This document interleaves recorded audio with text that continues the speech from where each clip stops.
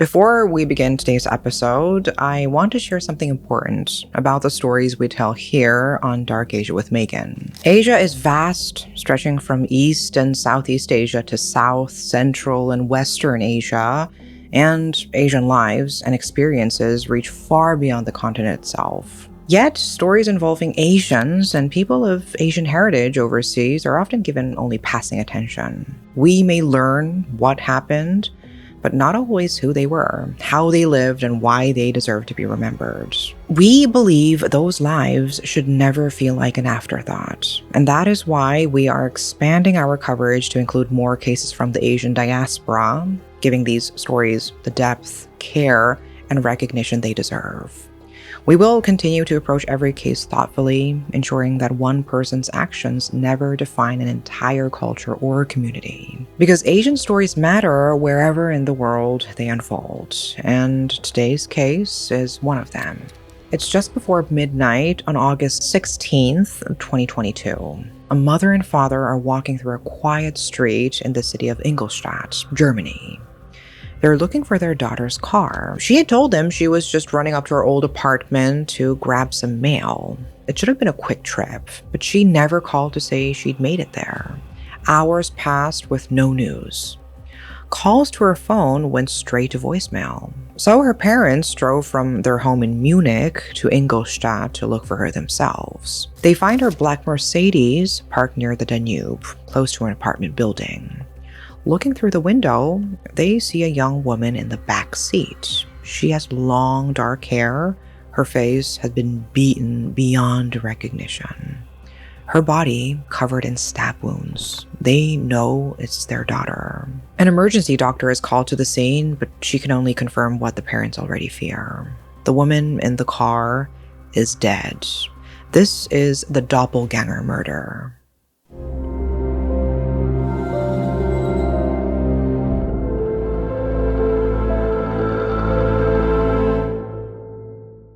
The police opened the case, investigating the murder of the couple's daughter, a 23-year-old German-Iraqi woman named Shahraban K. Her name went out to local media within a day.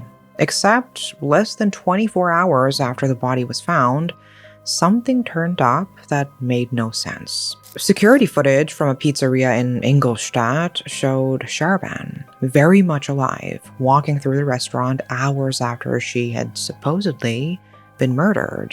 This revelation left the police with even more questions. If the dead woman in Shahraban's car wasn't Shahraban, then who was she? And how had she ended up there? Shahraban, along with a 23-year-old Kosovan man she knew named Shahraban K, was arrested on suspicion of manslaughter. Meanwhile, investigators were working on identifying the body. They carried out an autopsy and DNA test. She was a 23-year-old named Khadidja O, originally from Algeria but living about 170 miles from Ingolstadt, in the small town of Eppingen. She and Shahraban weren't related. In fact, they had no evident connection at all. So how had the two even met? And how had that meeting ended up in one of them being brutally murdered? Well, before we get to that, we should learn more about who Khadidja was. Her closest friend met her at around 14 in a youth home near Waldenburg and testified at trial that the two of them became like sisters, spending most of their time together in the years that followed.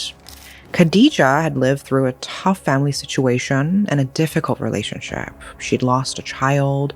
She'd once been sexually harassed during a photo shoot. Each traumatic experience had left its own mark, and she was still working through things. There were stretches where she pulled away and grew sad, and stretches where she came back to herself, posting about her life on Instagram, sharing makeup tips, working as a beautician, building a small following as a beauty blogger. Her friend, the person who knew her best, called her Lebensfrau, full of life. If you had stumbled upon Khadidja's online presence, you'd likely have thought she looked like any other normal 23-year-old building a small following online. She had party photos, makeup tutorials, original signs of a life in progress. There was nothing in it that marked her as a target.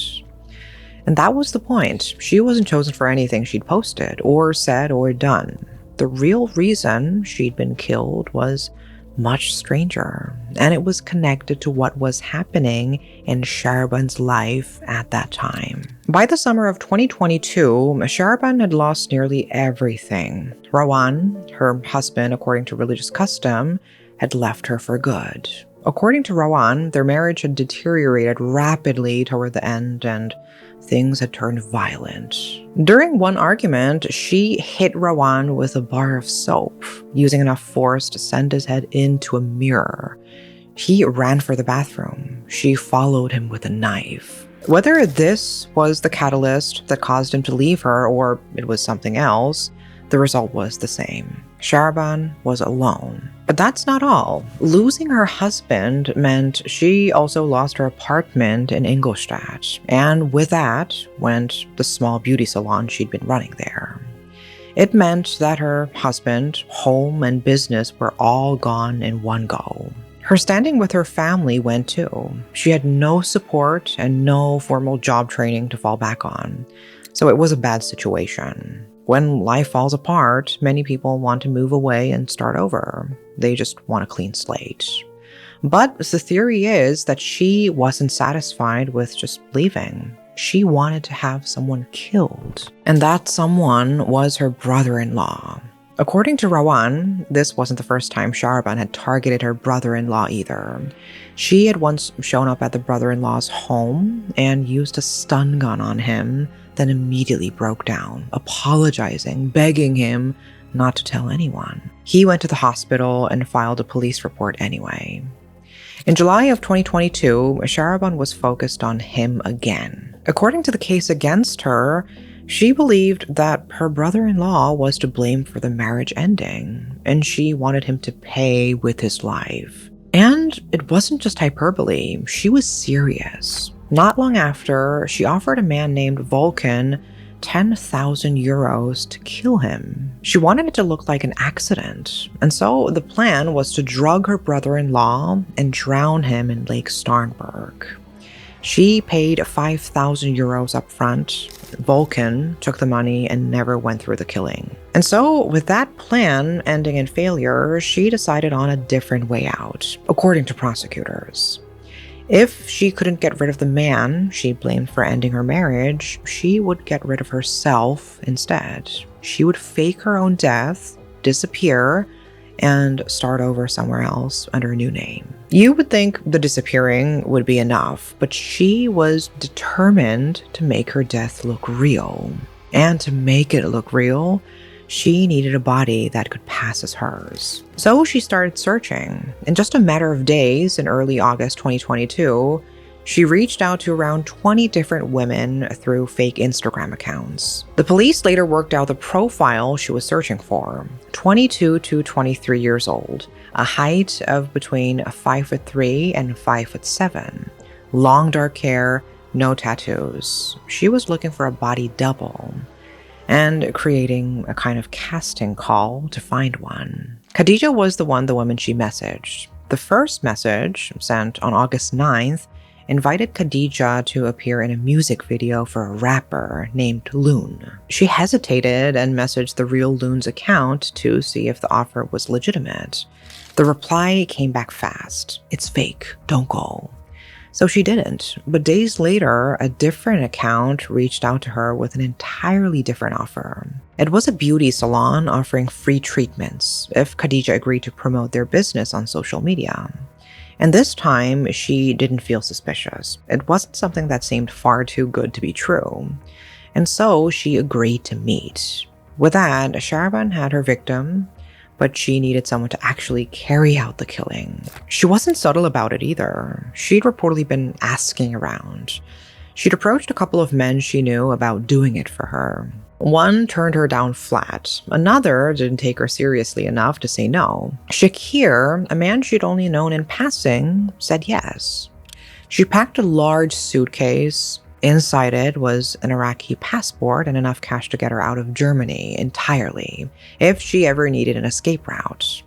She left the suitcase with Shakir to hold on to. On August 16th, the two of them traveled in Shahraban's Mercedes from Ingolstadt to Eppingen. They picked up Khadidja at her home, telling her they were taking her to the salon appointment. GPS data later pulled from the car showed they left Eppingen at 6:44 in the evening. By 7:07, they'd turned off toward a wooded area near Bad Rappenau, a small town about 160 miles from Ingolstadt. There, prosecutors say, Shakir knocked Khadidja down with a set of knuckle dusters, then stabbed her 47 times. They put her in the back seat and kept driving. Somewhere along the way, they realized she was still alive. Between 7:28 and 7:37, the car sat in the parking deck of a supermarket in Bad Rappenau. There, 9 more stab wounds followed. In total, Khadidja was stabbed 56 times in the head, face, and upper body. They drove her body back to Ingolstadt, parking the car in a quiet spot near Shakir's apartment by the river. The original plan didn't end with leaving her in the car. Shahraban and Shakir meant to set the car on fire with the body inside, so there wouldn't be enough left for anyone to identify. Just enough that investigators would conclude it was Shahraban. The pair had already bought the gasoline to carry out this part of the plan. They intended to come back and finish it later that night. They never got the chance. Shahraban's parents found her car first, and they called the police. By the time the police had taken Shahraban into custody, they had plenty of information. They had the body, the owner of the car, the identity of the victim. And yet, they couldn't find the knife used in the killing. It was gone, and it wouldn't turn up. But it didn't matter. A police spokesman told reporters at the time that the evidence against the pair was overwhelming, even without the murder weapon. The night of the killing, according to testimony given at trial, Shakir called a female friend and told her he had stabbed a girl, that he'd done it for a woman, out of love. Shahraban told a friend of her own that a girl had died because of her, because she had wanted it that way. Neither of the two seemed particularly focused on covering their tracks. And even after the two were taken into custody, it appeared that Shakir was willing to do whatever it took to control the narrative. While waiting for trial in Augsburg, Shakir reportedly went to a fellow inmate who had since been released and tried to pay him to kill 5 of the witnesses set to testify against him. Nothing came of it, but it was one more sign, prosecutors argued, of how far the people in this case were willing to go. In January 2023, prosecutors announced the two were now being held on suspicion of murder rather than manslaughter, and formal murder charges were filed against both defendants in August 2023. The trial opened at the Landgericht Ingolstadt on January 16, 2024. Nearly 190 witnesses were named. More than 24 trial days were scheduled almost right away. Khadidja's father, Nuruddin, sat in the courtroom through much of it as a joint plaintiff, a formal role under German law that let him take part in the case alongside prosecutors. He was a quiet man in his 50s with graying hair, listening through an interpreter. And so the trial commenced. What was supposed to take a few months stretched toward a year. Shahraban's 4-person defense team filed motion after motion, challenging evidence again and again, asking to have judges taken off the case. More than a year after the killing, in the middle of the trial, a starter pistol turned up in Shahraban's car, a car that had already been searched thoroughly. The defense used the discovery to argue the whole investigation had been sloppy from the start. Late in the trial, Shakir's own lawyers made their move. They pointed at Shahraban's Yazidi background. Yazidis are a religious and ethnic minority from northern Iraq, and her family belonged to that community. Shakir's defense used this connection to suggest Shahraban believed in black magic, and that Khadidja had been a human sacrifice to help Shahraban win back the husband who'd left her. It was a theory aimed squarely at their own client's co-defendant. The judge in charge, Konrad Kliegel, rejected the idea, saying plainly that magic and Yazidi religion itself had nothing to do with what happened. Shakir, for his part, never spoke once during the whole trial. There was no testimony, no defense, no explanation for why he agreed to kill a stranger for a woman he barely knew. Even in its final judgment, the court admitted it was never fully sure of his motive. It convicted him anyway. The facts were that an unsuspecting young woman had been lured under false pretenses and killed. It was murder. Ultimately, his motive, whatever it was, would likely not have changed anything. Shahraban was different. She was willing to talk, but she never told the same story twice. When she was given a mental health assessment, she said Shakir had done the killing entirely on his own, though she couldn't explain why he'd do such a thing. In court, she said she'd been present, but had never taken part, and had even tried to stop it. The judge didn't buy it. The lawyer representing Khadidja's father put things simply. Khadidja had died in fear and in pain, and it was purely because she looked like someone who wanted to disappear. On December 19th, 2024, Judge Kliegel delivered the verdict. Both defendants were found guilty of murder. Both were sentenced to life in prison. For Shahraban, the court went further, finding what's called a particular severity of guilt, a label that all but guarantees she won't be eligible for release after the standard 15 years. Explaining the court's reasoning, Kliegel said that by the time of the killing, Shahraban had lost her marriage, her apartment, her business, and her family, and that faking her death was her way of trying to start over. He called it a disturbing case, one that stood apart from other murders because the victim herself had been selected at random, a woman chosen not for anything she had done, but for how closely she happened to look like the woman who wanted her dead. He was openly critical of the defense's conduct too, accusing Shahraban's legal team of attempting to delay things and dragging the case out over 52 trial days. And there was a whole group of people who had fallen by the wayside during the trial. Khadidja's family in Algeria. While Khadidja's father lived in Germany and was represented in court, her mother and sister were left in the dark. Khadidja's father was reportedly estranged from the rest of the family. And so, living on an entirely different continent, trying to navigate a case happening in a different country, happening in a different language, Khadidja's mother and sister struggled to keep up. In fact, they didn't even know a verdict had been reached until almost 3 weeks later, when they were contacted for comment by a media outlet. Regarding the verdict, Shahraban's lawyers said they would appeal. Shakir's lawyers first said they'd wait for the written verdict before deciding. They ended up dropping their appeal, letting his life sentence stand. Shahraban's appeal went to the Bundesgerichtshof, Germany's highest criminal court. It rejected the appeal on September 30th, 2025, a decision made public that November. The court considered the case in full, including Shahraban's failed plot against her brother-in-law and the plan to burn Khadidja's body, and found no legal grounds to overturn the conviction. The verdict is now final for both defendants. That's the legal ending, but it isn't the only one that matters. Khadidja's family will always feel her absence. And the fact is that Khadidja didn't do anything wrong. She double-checked the offer that seemed too good to be true.